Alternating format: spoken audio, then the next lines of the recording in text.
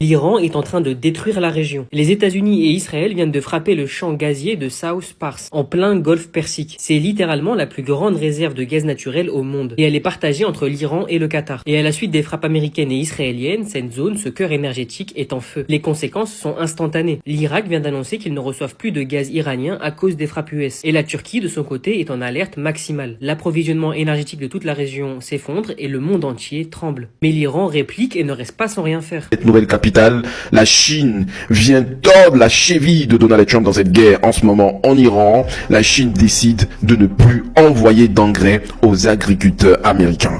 Mes amis, l'heure est grave. C'est incroyable. La Chine est en train maintenant de tordre la cheville de Donald Trump. Donald Trump en ce moment est en train de lier leur tellement nucléaire. La Chine suspend ses exportations d'engrais alors que les agriculteurs américains sont confrontés à des pénuries. Le gouvernement chinois a demandé aux exportateurs de cesser leur expédition à l'étranger de mélange d'engrais azotés et potassiques. C'est incroyable cette histoire. Là, Donald Trump, qu'est-ce que tu es en train de faire dans cette guerre en Iran? Les Chinois ont décidé de ne plus maintenant te livrer l'engrais. C'est incroyable. Là, ce qui veut dire que le dragon est très énervé, très en colère par rapport à ce qui se passe au Moyen-Orient et surtout son allié fatal qui est l'Iran. La Chine décide maintenant de tordre la cheville de Donald Trump à travers l'engrais. Plus d'engrais, fini, terminé. Pas sans rien faire. Téhéran vient de lancer une riposte massive. Pendant que les ministres des Affaires étrangères se réunissaient à Riyad, des drones et des missiles iraniens ont frappé des installations pétrolières et gazières en Arabie Saoudite, aux Émirats Arabes Unis et au Qatar. Et oui, l'Iran l'avait promis, si on touche à leur énergie, personne ne sera épargné. Pour l'instant, l'Iran exécute à la perfection la guerre asymétrique. Et oui, ça fait plus de 20 ans qu'elle s'est préparée à ce conflit. Et l'Iran prouve totalement que dans son jardin, le golfe Persique, c'est elle qui maîtrise le jeu. Elle frappe là où ça fait le plus mal et personne ne peut l'arrêter. Les États-Unis s'enfoncent dans une guerre d'usure qu'ils ne peuvent pas gagner. Sans parler du fait qu'aucun pays européen n'a voulu suivre Trump dans cette coalition pour rouvrir le détroit d'Ormuz. L'Amérique est actuellement isolée et elle le sait. Mais bon, une fois lancé, l'engrenage est dur à arrêter. Maintenant, reste plus qu'à attendre comment ces pays voisins de l'Iran vont réagir à cette attaque. Et vous savez, c'est une information très capitale qui est tombée tout à l'heure après le bombardement de la plus grande raffinerie au monde qui se retrouve au Qatar. Donald Trump demande à Israël de cesser de bombarder les sites énergétiques de l'Iran. Ce qui veut dire que les Iraniens sont en train de monter en puissance dans la région. Alerte info, les frappes sur South Pars, une escalade dangereuse au Moyen-Orient. L'entité et les États-Unis ont clairement franchi une ligne rouge. Alors pour moi, c'est clairement un attentat direct contre la stabilité mondiale et pour ton propre compte en banque. Alors reste bien jusqu'au bout, tu vas comprendre. Alors les faits sont là, des frappes militaires américaines et de l'entité ont ciblé des installations iraniennes du champ de South Pars. Pour mesurer la gravité de l'acte, c'est que South Pars c'est pas une simple usine, c'est le plus grand gisement de gaz naturel du monde. Et détail géopolitique majeur, ce gisement est partagé avec le Qatar. Donc l'entité n'a pas seulement frappé l'Iran, elle a frappé le coffre-fort énergétique de la planète. Même le Qatar, allié historique, tu le vois ici, des Occidentaux viennent de sortir du silence pour pointer du doigt Israël, dénonçant publiquement une démarche dangereuse et irresponsable. Le pire, c'est que le timing est clairement machiavélique, parce que tu avais les cours du pétrole et du gaz qui commençaient enfin à baisser, offrant un peu de répit à l'économie mondiale. Et là, instantanément, suite à cette frappe, les marchés sont repartis à la hausse. Donc moi, je vous pose une question. Ils organisent une pénurie. En fait, ils sont en train de se servir de l'inflation comme une arme de guerre. Et les victimes collatérales, ça sera tout le monde. La mécanique de l'escalade, du coup, elle est là. En réponse à cette folie, Téhéran vient clairement de lancer un ultimatum qui fait froid dans le dos. L'Iran, en fait, met en garde contre des frappes imminentes contre toutes les installations énergétiques dans les pays du Golfe et exige des évacuations immédiates. Donc moi, je vous le dis, si le Golfe s'embrase encore, c'est l'industrie mondiale qui s'arrête de tourner et on saura qui remercier. L'entité a provoqué avec ces frappes-là une escalade dangereuse et a tout simplement rallumé la mèche de la plus grande crise économique de notre histoire pour le moment. Et si un jour, je sais pas, le monde s'effondre, ne te demande pas pourquoi et à cause de qui. Tu avais les coupables sous les yeux.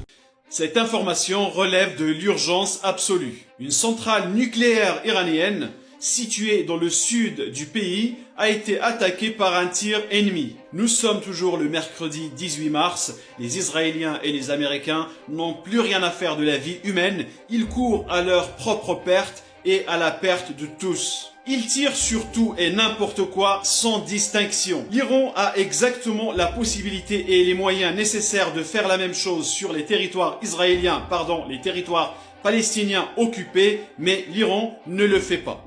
Heureusement, aujourd'hui, il n'y aurait pas de fuite radioactive. Raphaël Grossi, le patron de l'Agence internationale de l'énergie atomique, est intervenu. Il a appelé à la retenue pour éviter tout risque d'accident nucléaire, mais il oublie lui aussi qu'il est personnellement à l'origine de cette guerre. En tout cas, la Russie, dont des spécialistes travaillent justement dans cette centrale, a dénoncé une frappe irresponsable.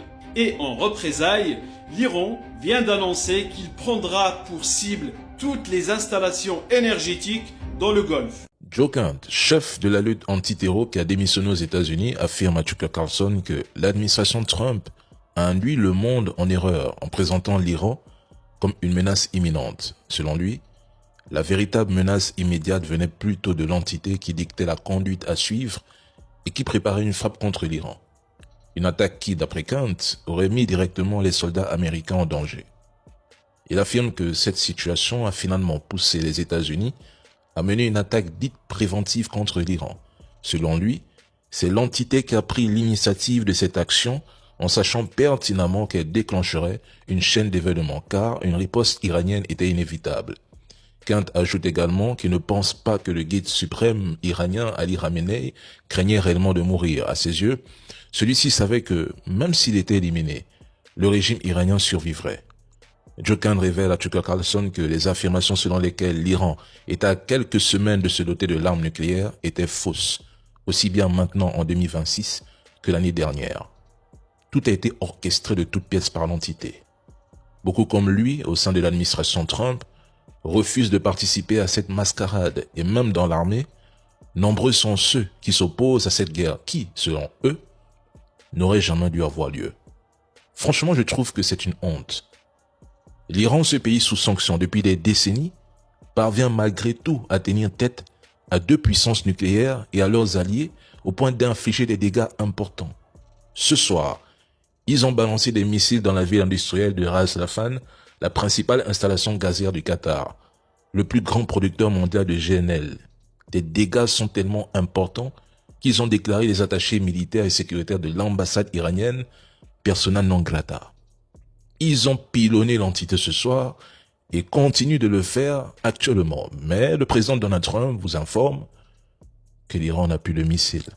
Alors l'Iran vient de frapper très fort. Des drones ont attaqué les infrastructures énergétiques des Émirats Arabes Unis. Le champ gazier de Shah, l'un des plus importants au monde, est en feu. Sa capacité, 1,2 milliard de pieds cubes de gaz par jour. Résultat, opération suspendue. Autre cible, la zone pétrolière de Fougera. C'est un hub stratégique pour les exportations. Incendie, nouvelle attaque. Et c'est pas fini. Un tanker a aussi été touché à seulement 23 miles nautiques des côtes. Puis le vrai problème, le détroit d'Ormuz, un point de passage clé pour l'énergie mondiale. Depuis les frappes américaines et israéliennes du 28 février, le trafic maritime est quasiment à l'arrêt. Et l'Iran cible désormais les navires. Conséquence directe, le pétrole flambe. Le Brent est déjà à $102, le WTI à $95. Et depuis le début de la guerre, les prix ont pris plus de 40%. Ce qui fait que si les flux restent bloqués, on n'est plus dans un simple conflit régional. On est au début d'un choc énergétique mondial. Maintenant, abonne-toi si tu veux comprendre avant les autres. Le sabotage des infrastructures énergétiques pourrait-il mettre le monde entier dans le noir? Une frappe vient de tout changer et presque personne ne voit encore le vrai danger pour nous en Europe. Aujourd'hui, des missiles américano-israéliens ont pulvérisé les réservoirs de gaz de South Pars en Iran. On parle d'une perte colossale de 100 millions de mètres cubes par jour. Vous vous dites sans doute que c'est juste un épisode de plus dans la guerre qui a déjà fait plus de 1300 morts depuis le 28 février. Mais c'est là que le schéma se brise. Le président iranien Massoud Pezeshkian vient de lancer un avertissement qui ne concerne pas les militaires, mais vous. On croit que le chaos reste confiné à Assalouye, sous les colonnes de fumée des raffineries détruites. En réalité, ce n'est pas le territoire iranien qui est visé, c'est le marché mondial de l'énergie. L'escalade est totale. Téhéran riposte déjà avec des drones en Jordanie, en Irak et contre toutes les bases américaines du Golfe. On entre dans une phase où l'énergie est devenue l'arme de destruction massive de 2026. Sommes-nous prêts à voir nos factures exploser pour un bras de fer qui nous dépasse? Votre chauffage et votre essence sont maintenant les otages de ce conflit. Détruire les ressources vitales pour punir un ennemi, est-ce vraiment une défense ou un sabotage de l'avenir? Pézeskian prévient que les conséquences seront incontrôlables pour la planète entière. On nous parle de sécurité, mais on détruit ce qui nous permet de vivre. La question n'est donc plus de savoir qui gagne la guerre, mais qui pourra encore se chauffer l'hiver prochain. Donc je vous pose cette question.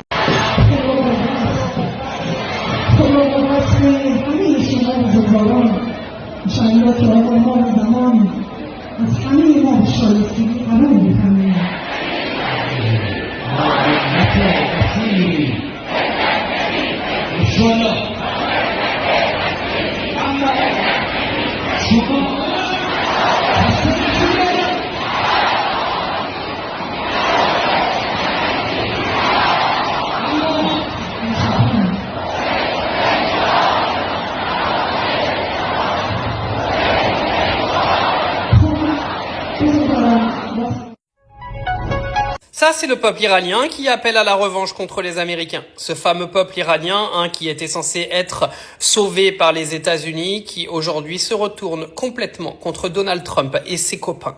Les Iraniens, les amis, ils ont voulu en fait retourner les mollahs. Bien sûr, beaucoup se sont fait tuer et c'est vraiment dramatique de vivre ça.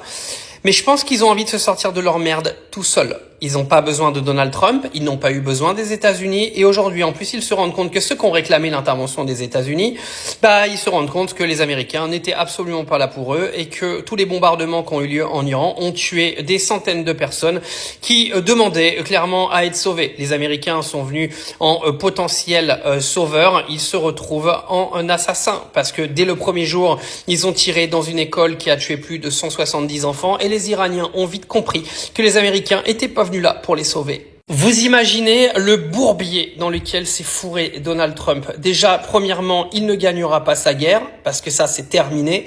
Mais en plus de ça, tout le peuple iranien est en train de se retourner contre les États-Unis, parce qu'il y avait une partie du peuple qui voulait justement se débarrasser du régime des mollahs. Là, on voit que ça n'arrivera pas, parce que quoi qu'il arrive, t'auras beau tuer une tête de gondole, ils en mettront un autre, et ils sont tellement nombreux derrière que jamais de la vie tu les auras sans faire une attaque terrestre. Et vu la préparation de l'Iran déjà sur les attaques navales et aériennes, je vous laisse même pas imaginer si un Américain fout un pied sur le territoire iranien qui fait 3 fois la taille de la France.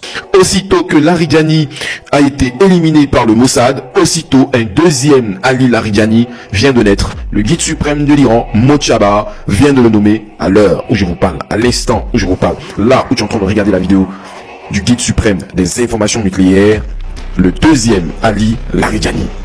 On nous dit, les amis, qu'il est 2 fois plus dangereux que Ali Larijani, les gars. C'est incroyable, le guide suprême de l'Iran a nommé Saïd Jalini. Il y a un peu de Ali Larijani, il y a un peu de Li là-dedans, les gars. Donc ça veut dire que là, ça serait un truc de fou qui va se passer, les amis. Secrétaire du Conseil suprême de sécurité nationale suite à l'assassinat d'Ali Larijani. Il y a les II. Donc ça veut dire que c'est un remplacement. Mais je comprends pas les Iraniens. Est-ce qu'ils sont en train de nous faire comprendre que à chaque élimination, il y a toujours un remplaçant? C'est-à-dire, il est prêt. C'est-à-dire, c'est comme tu joues au football et tu sais très bien qu'il y a un remplaçant. C'est très bien. Bon, des fois il y a Lionel Messi, on ne peut pas remplacer. Des fois il y a Cristiano Ronaldo, on ne peut pas les remplacer, mais il y a son remplaçant toujours. Entre guillemets, les amis. C'est que vous aimez trop le foot. Mais là, on est dans la géopolitique, les gars. C'est vraiment un truc de fou. Donc ça veut dire qu'en Iran, même s'ils éliminent de la tête jusqu'au pied, il y a toujours des remplaçants. Remplacement basket nucléaire, les amis. C'est vraiment un truc de fou. Selon les informations nucléaires que nous avons reçues, on nous dit qu'il est 2 fois, mes amis, plus dangereux que Ali Larijani. La capture d'écran derrière moi, c'est la raison pour laquelle l'Iran fait peur à de plus en plus de monde, car il n'utilise aucun missile russe, ni missile chinois dans ses frappes de représailles contre les États-Unis et Israël. Malgré la fourniture de missiles balistiques étrangers estimés à plus de 1500 depuis 2025. En un an, ils auraient reçu 1500 missiles prêts à l'emploi. Mais Téhéran mise fortement sur sa propre capacité militaire pour ses premières semaines d'affrontement avec les États-Unis et Israël en utilisant ses propres missiles hypersoniques. Et en soi, C'est ce qui impressionne. Parce que ils prouvent une fois de plus que jusqu'à présent, ils ont eu besoin de personne pour se défendre. Et tout ce qu'ils ont eu besoin de faire, c'est juste contre-attaquer. Mais au final, ils ont tellement bien contre-attaqué. Et c'est vrai ce que je vais dire, que c'est eux qu'on accuse d'être les grands méchants dans cette histoire. Alors que pour rappel, l'Iran n'a rien demandé. C'est Donald Trump qui a bombardé sous les ordres d'Israël. C'est Israël qui a bombardé sans que la guerre soit déclarée. Et une fois que les missiles arrivent en représailles, c'est eux qu'on pointe du doigt parce qu'au final, ils bombardent Israël et ils bombardent aussi des camps américains situés dans les pays du Moyen-Orient. Et au final, ils ont pas le choix de les bombarder, ces camps américains, parce que c'est l'Amérique, bien que ce soit dans des pays du Moyen-Orient. Bref, quoi qu'il arrive, c'est quelque chose qui impressionne les États-Unis et Israël, même s'ils ont du mal à l'admettre. Il y a de plus en plus de médias israéliens qui le disent, qui sont impressionnés par l'Iran, mais ils impressionnent surtout l'OTAN et tous les pays du monde entier, puisqu'en plus, si on se souvient des propos des Allemands il y a quelques heures maintenant, ils disaient que si les États-Unis avaient besoin d'aide pour le détroit d'Ormuz, l'OTAN ne serait probablement pas capable d'aller réouvrir ce détroit eux seuls. Bref, ça en dit long sur le fait qu'ils ont impressionné et que l'Iran va être pris au sérieux, je pense, dans les années à venir, au dépend de comment cette guerre se finit évidemment. Donald Trump va-t-il embarquer ses alliés dans la crise du détroit d'Ormuz? C'est en tout cas la stratégie du président des États-Unis. Depuis le début de la guerre au Moyen-Orient, les tensions sont très fortes autour du détroit d'Ormuz. Ce passage maritime est stratégique. Environ 20% du pétrole et du gaz liquéfié mondial y transitent. Mais l'Iran a interdit le passage aux pétroliers des États-Unis et de leurs alliés. Résultat, le trafic maritime s'effondre. En 17 jours de guerre, seulement 80 pétroliers ont pu franchir le détroit. En temps normal, plus de 1200 l'auraient traversé sur la même période. Face à cette situation, Donald Trump veut mettre en place une coalition navale internationale pour sécuriser la zone. Washington demande à plusieurs pays d'envoyer des navires de guerre, notamment la France, le Japon, la Corée du Sud, le Royaume-Uni et même la Chine. Mais pour l'instant, plusieurs États refusent. Le Japon évoque des obstacles juridiques liés à sa constitution pacifiste, l'Australie exclut d'envoyer un navire, et la France affirme qu'il n'est pas question de déployer des bâtiments pour le moment. Face à ces refus, la pression américaine monte. Donald Trump estime que les pays qui profitent de cette route maritime doivent participer à sa protection. Il évoque même de possibles conséquences pour l'avenir de l'OTAN. De son côté, l'Iran met en garde contre toute intervention étrangère. Téhéran estime que cela pourrait élargir le conflit. Même les médias israéliens commencent à reconnaître qu'en face d'eux, au niveau de l'Iran, ils commencent à avoir un sacré personnage. Parce qu'au final, ils affirment que les missiles à fragmentation iraniens représentent désormais le plus grand défi actuel pour l'armée israélienne. Et c'est un des rares défis auxquels ils ont été confrontés, qui est estimé à un gros niveau. En tout cas, c'est ce que les médias disent. Va savoir ce que pense réellement l'armée. Mais quand on se dit que du côté d'Israël, on préfère mentir plutôt que de nous dire la vérité, je parle pas forcément de la mort ou de la vie de Benjamin Netanyahou, je parle aussi des bombardements, etc., qu'on nous montre absolument pas. Enfin, il y a quelques vidéos qui fuitent, mais médiatiquement, il y a des consignes très fermes au niveau des bombardements que l'Iran fait subir à Israël. Et ça reste pour moi une honte totale, parce qu'au final, plutôt que d'assumer le fait de perdre des plumes dans cette guerre, ils préfèrent montrer qu'ils sont invincibles, quitte parfois, et ça c'est pour parler de ce que j'ai dit que je ne parlerai pas, quitte parfois à utiliser l'intelligence artificielle. Bref, on en parle ensemble dans les commentaires, j'attends vos retours. La chef du renseignement américain, Tulsi Gabbard, a conclu ce mercredi 18 mars que l'Iran n'avait pas tenté de relancer ses activités d'enrichissement nucléaire depuis juin 2025. Et ça, c'est une conclusion qui contredit directement les justifications avancées par Donald Trump et Netanyahou pour expliquer la guerre en cours contre l'Iran.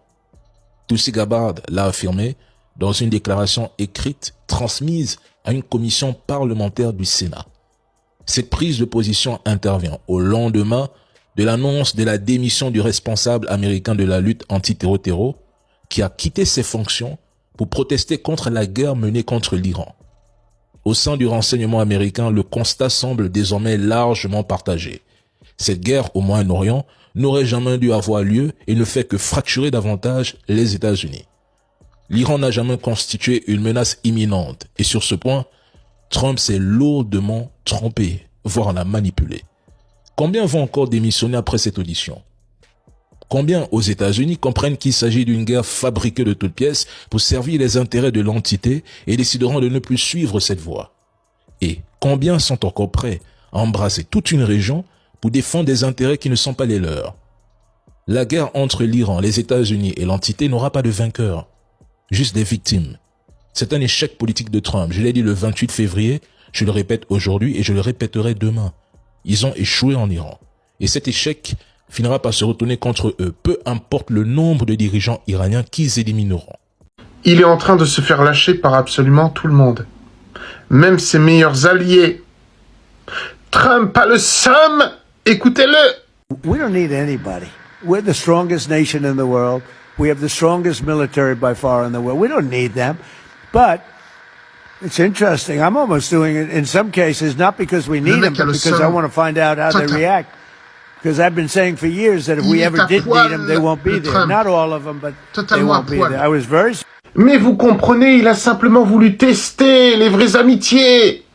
Il a simplement voulu tester pour voir quelle nation va le suivre jusqu'au bout de sa bêtise, de sa haine, de sa folie.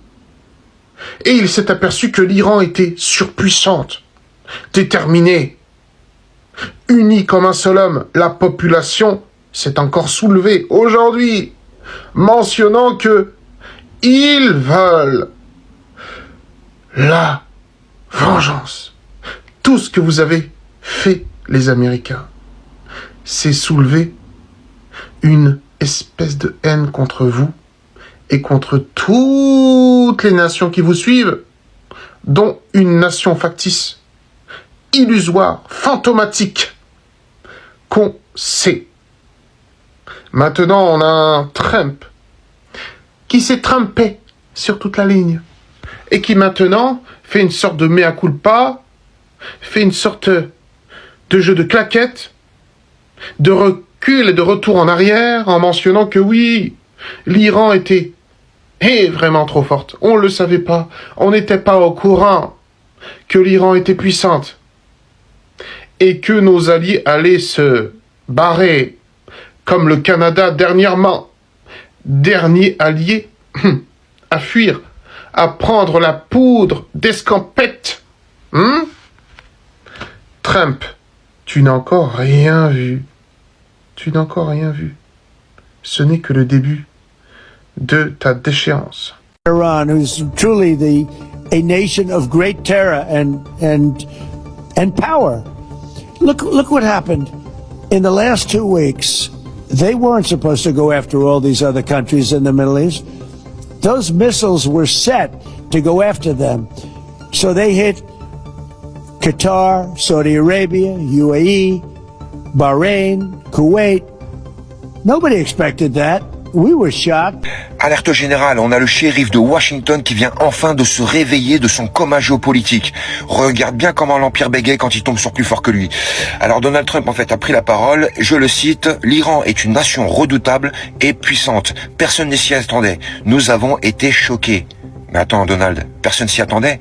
Mais réveille-toi parce qu'il y a que toi et tes généraux en fait qui vous y attendaient pas. Le monde entier vous hurle depuis 20 ans que l'Iran n'est pas un pays du tiers-monde que tu vas pouvoir intimider avec 3 porte-avions. En fait, vous pensiez affronter des bergers en sandales, mais vous vous êtes pris en pleine face une nation de 3000 ans qui fabrique ses missiles et ses drones et ça depuis 35 ans. La vérité c'est qu'en fait vous avez été choqués parce que c'est la première fois de votre histoire qu'un pays a clairement refusé de baisser les yeux et de dire amen à l'oncle Sam. La conclusion, c'est que sous-estimer son adversaire, c'est la règle numéro 1 du perdant. En fait, Trump vient clairement de nous avouer au monde entier que l'armée américaine navigue à l'aveugle et est clairement dirigée par des incultes arrogants. L'Iran, elle, ne joue pas à la guerre. Elle défend tout simplement son existence. L'Amérique vient de s'en rendre compte, mais peut-être un peu trop tard. Bien, je me dis que l'Iran, de la République islamique, est en train de gagner la guerre. Voilà ce que je voulais vous dire. Et ça fait peut-être mal à entendre, et c'est pas ce que nous souhaitions tous, mais l'Iran est en train militairement de gagner la guerre. Dites-moi où l'Iran est affaibli. Il a perdu des hommes du régime, c'est vrai, mais enfin, il en repousse. Vous coupez une tête, il en repousse 10. Et puis, il a perdu des infrastructures, c'est vrai, mais il y a toujours cette espèce de volonté farouche, idéologique, parfois fanatique, de continuer la guerre. L'Iran est là, il est bien là. Et pour l'instant, ceux qui se lassent, c'est les Occidentaux. Le seul qui dit « je tiens », mais qui tient vraiment, c'est l'Iran. Parce que Trump dit « je tiens », mais la réalité, c'est que son opinion publique est là, les midterms. Donc voilà, finalement, l'Iran est en train de la gagner, Didier Djadi, cette guerre. Deux armes, c'est avec ces deux armes qu'Israël, depuis plus de 20 ans, réussissait à dominer l'Iran. Or, ils ont perdu ces deux armes. On va voir lesquelles. Alors évidemment, il y a du Epstein. Évidemment que dans les commentaires des vidéos précédentes que j'ai pu faire, vous me disiez, si Trump attaque à ce moment-là, c'est à cause de ce Epstein. Oui, il y a du Epstein, mais pas du tout comme vous le croyez. Le timing est complètement différent. Donc, on voit. Déjà, la première de ces armes, c'était le Mossad. Car effectivement, le Mossad avait complètement infiltré le régime iranien. D'ailleurs, en 2021, Ahmadinejad avait dit « On avait créé une cellule spéciale anti-Israël avant de se rendre compte qu'à la tête de cette cellule, on avait mis un agent du Mossad. » Ensuite, lors des événements qu'il y a eu lieu en juin 2025 de l'année dernière, il y a eu une opération qui a été menée évidemment, tout le monde s'en souvient. Le problème, c'est que les agents du Mossad, du coup, ont été repérés. On parle de 1500 agents du Mossad qui auraient été traqués, éliminés et en tout cas expulsés d'Iran. Donc c'était la première arme d'Israël contre l'Iran et ils l'ont définitivement perdue entre juin et décembre de l'année dernière. La deuxième, évidemment, c'est Epstein. Pendant plus de 20 ans, les affaires Epstein permettaient à Israël de dominer absolument tous les hommes politiques de la planète en leur faisant faire ce qu'ils voulaient comme des pantins. Or, les dossiers Epstein sont sortis. Et je pense que c'est ça dont on se rend pas compte, en fait. C'est-à-dire que maintenant, Israël ne pourra plus jouer là-dessus. Oui, les dossiers Epstein vont continuer à sortir, ça va continuer à fuiter, mais déjà, premièrement, c'est des dossiers morts. C'est-à-dire que les hommes politiques en question, certains ne tarderont pas à mourir, d'autres, de toute façon, ont commencé à se faire à l'idée d'eux, d'autres sont suicidés et d'autres ont déjà été dégagés. Mais surtout, il n'y a plus de levier d'action. Il n'y aura pas de Epstein du futur, ne serait-ce que parce que désormais, les politiques vont savoir dans quel guêpier ils tombent. C'est-à-dire qu'aujourd'hui, ça va être très compliqué de dire à un homme politique américain, viens, je t'emmène sur une île, il y a des petites filles. Donc si on revient, le Mossad décapité en Iran, Epstein, mort et définitivement mort pour le présent, mais surtout pour le futur. Voilà ce qui explique pourquoi Israël a attaqué l'Iran, parce que c'est le dernier levier qu'ils ont. Après, ils n'auront plus rien. Il n'y a pas de famine à Gaza, on peut pas dire n'importe quoi, c'est pas une famine. Je soutiens le droit à Israël de se défendre. Israël a le droit de se défendre. Très majoritairement, les Français vous disent qu'il y a une menace russe. On a appris que les Russes recyclaient des puces de machines à laver pour leurs équipements militaires de pointe et qu'ils utilisent même des ânes et des chameaux sur le front. Nous sommes infiniment plus riches et plus forts que la Russie de Vladimir Poutine. La Russie est pour nous une menace qui est devenue existentielle. Les bébés ont été massacrés, ont été même décapités. Des dizaines de morts décapités parfois dans la localité de Kfar Atsa, dont de nombreux bébés. Des femmes, des enfants, des bébés décapités. 40 bébés décapités. On parle d'enfants, de femmes, à qui on a coupé la tête. Les hommes, les femmes ont été tués, mais les enfants et même les bébés. The deadline for attaining this goal is getting extremely close. It's only a few months, possibly a few weeks, before they get enough enriched uranium for the first bomb. The foremost sponsor of global terrorism could be weeks away from having enough enriched uranium for an entire arsenal of nuclear weapons. If not stopped, Iran could produce a nuclear weapon in a very short time. Notre victoire, c'est votre victoire. Et le Bataclan, Charlie Hebdo, ce n'est que le début de ce qui peut arriver si on laisse les Iraniens avec leurs cellules dormantes. Il ne faut pas dire n'importe quoi, le Bataclan. Il ne faut pas dire n'importe quoi à la télévision quand même. Parce...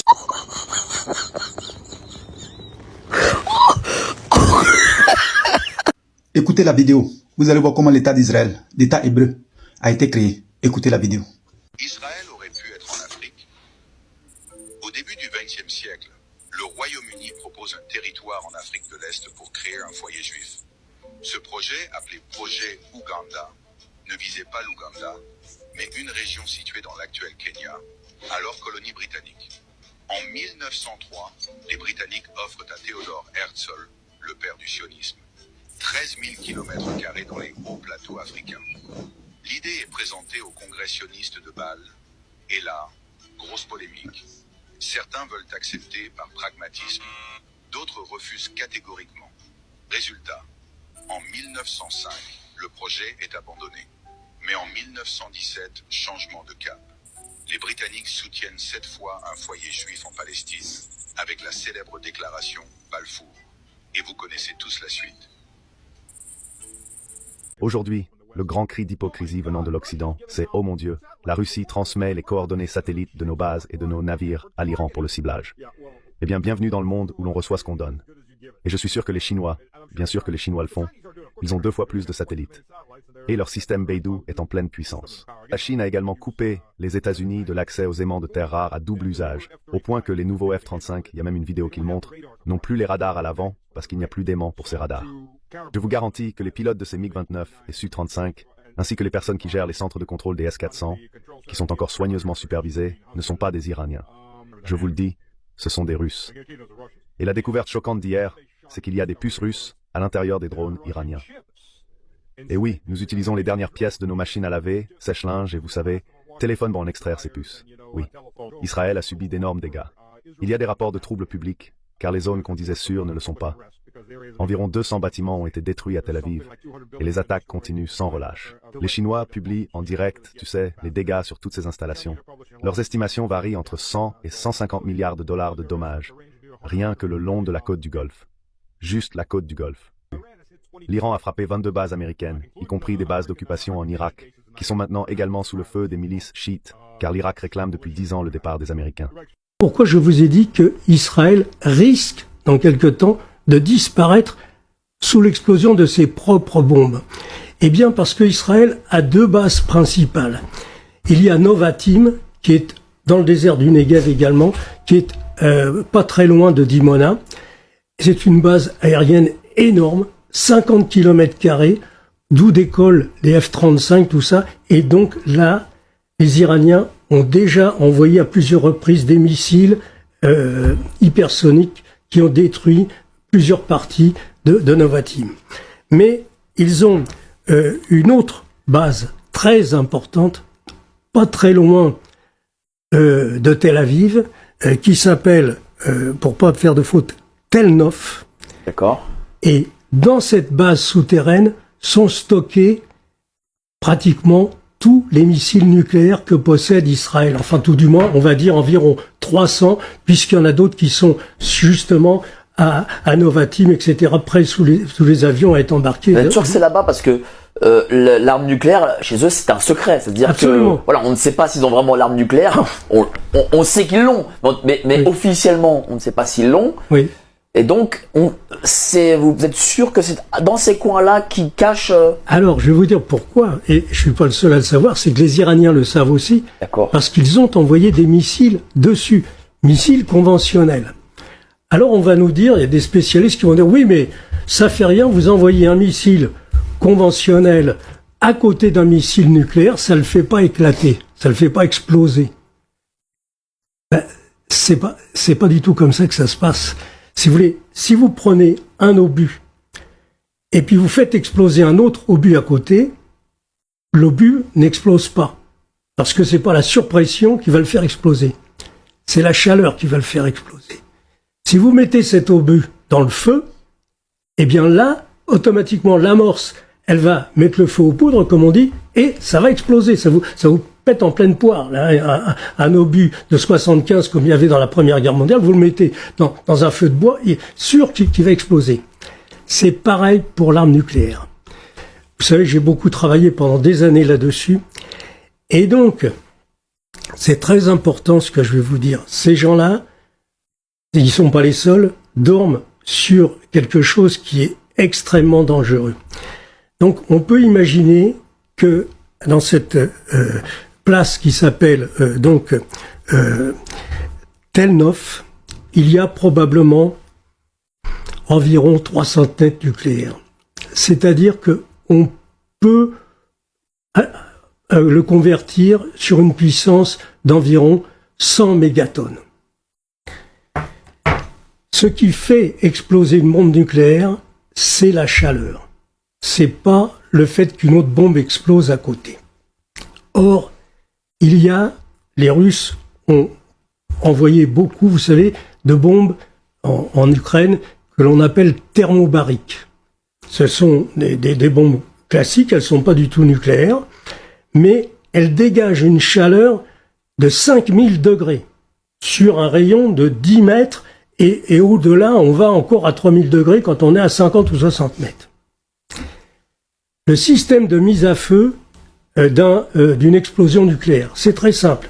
Vous avez une masse d'uranium 235 qui peut peser, par exemple, 100-150 kilos, et vous allez fabriquer une petite balle de 20 mm de diamètre, 40 mm de long, qui va être dans un canon, à côté d'un truc, et c'est de la poudre ordinaire qui va prendre, quand il va y avoir une percussion sur la cartouche, qui va envoyer cette balle à 600 mètres secondes, percuter le bloc d'uranium, et là, la réaction en chaîne va se produire. Voilà. vous avez deux possibilités. Enfin, la première possibilité, c'est qu'il faut quelque chose qui percute la cartouche, si vous voulez, qui percute l'amorce. Mais, comme je vous l'ai expliqué tout à l'heure, si vous mettez un obus dans le feu, eh ben, la chaleur fait que la poudre, elle explose. Là, c'est pareil.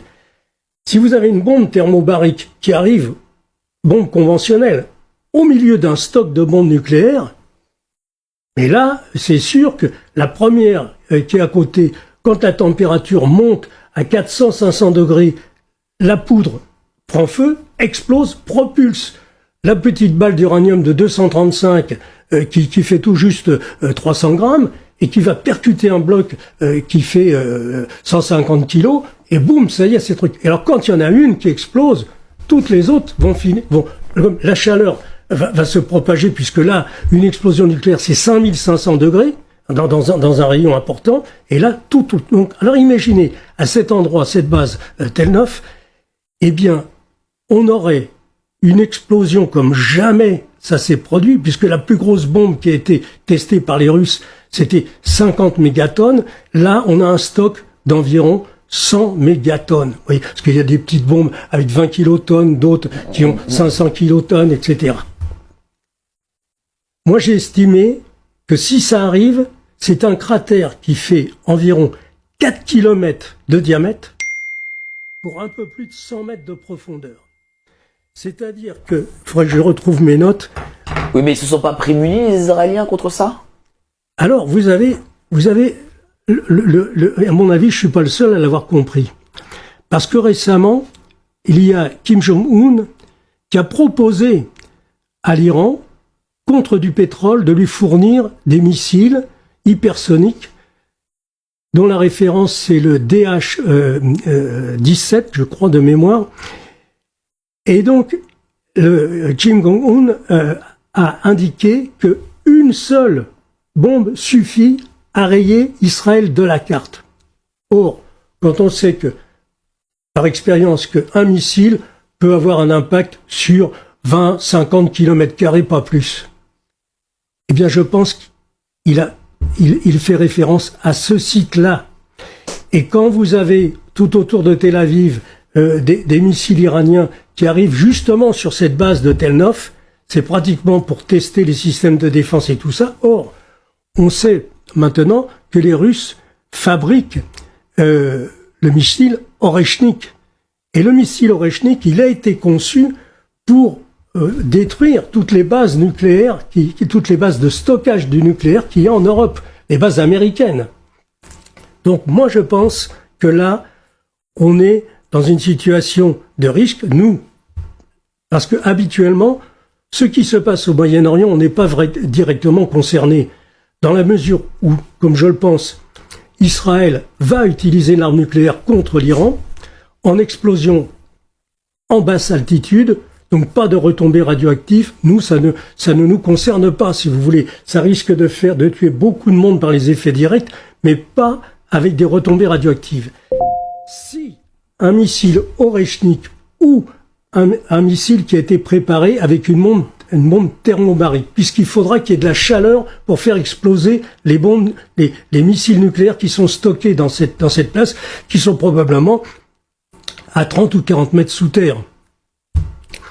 Eh bien, à ce moment-là, la quantité de matière radioactive qui va être projetée dans l'air, alors ça va dépendre vraiment, là c'est un kit ou double. Est-ce que le vent va en direction de l'Arabie Saoudite? Nous, ça ne nous concerne pas. Est-ce que le vent vient vers la Méditerranée? Ça nous concerne. Mais surtout, s'il y a une remontée, par exemple, d'air chaud qui viendrait du Sahara, là, ce serait Tchernobyl multiplié par 100 ou par 1000. Oui, rien même pour nos populations. Pour nous. Oui, rien à voir avec ce qui s'est passé à Tchernobyl. Je retrouverai tout à l'heure le nombre de millions de tonnes de terre que ça représente qui va être propulsé en l'air avec un niveau de radioactivité phénoménal. Eh bien, voilà la situation qui pourrait, heureusement ça n'est pas sûr, qui pourrait résulter, puisqu'on sait que Oreshnik, comme le missile Kinjal, est capable de descendre à 40 mètres sous terre et d'exploser après. Et Et donc, le Oreshnik, quand il arrive sur sa cible, il est à 4000 degrés. Vous voyez? Et donc, 4000 degrés, ça rayonne, et la poudre, elle explose à 300 degrés. Donc, si vous êtes à 5 mètres du missile, la chaleur peut déclencher la mise à feu. Et la mise à feu, après, ça se propage partout. Voilà le risque qu'il y a actuellement, que personne n'a évidemment envisagé. Pourquoi j'ai envisagé ça? Parce que j'ai passé des années à étudier toutes les questions qui concernent l'arme nucléaire, si vous voulez, et surtout la protection. Vous êtes spécialiste, il faut le dire. Hein. Vous avez même écrit dessus, vous avez écrit la prochaine guerre sera forcément nucléaire. Lui, il s'est fait pisser dessus par les Occidentaux pendant des longues années. Lui, on est venu vous dire qu'il était isolé, que c'était un mec qui allait mourir dans pas longtemps. Au final, aujourd'hui, qui est isolé? Les États-Unis. Qui est isolé? L'Europe. Et la Russie, quant à elle, elle a ouvert d'autres partenariats stratégiques avec d'autres alliés et le pays va très bien. Et pendant ce temps-là, tout ce qu'on peut dire, c'est que Vladimir Poutine, il va très bien également. Pourquoi cette vidéo? Parce que tout simplement parce qu'on est venu vous vendre que Vladimir Poutine était le grand méchant de la planète, quand on vient de voir que Donald Trump, à travers quelques fichiers qui sont sortis de l'affaire Epstein, se faisait pomper le chibron par des gamines de 13 ans et que Elon Musk participait à des calendar girls, donc des petites soirées animées avec des gamines mineures. Nous, on a un président qui met des lunettes de soleil comme s'il était fan de Johnny Hallyday et qu'il avait un brin de nostalgie au fond de lui.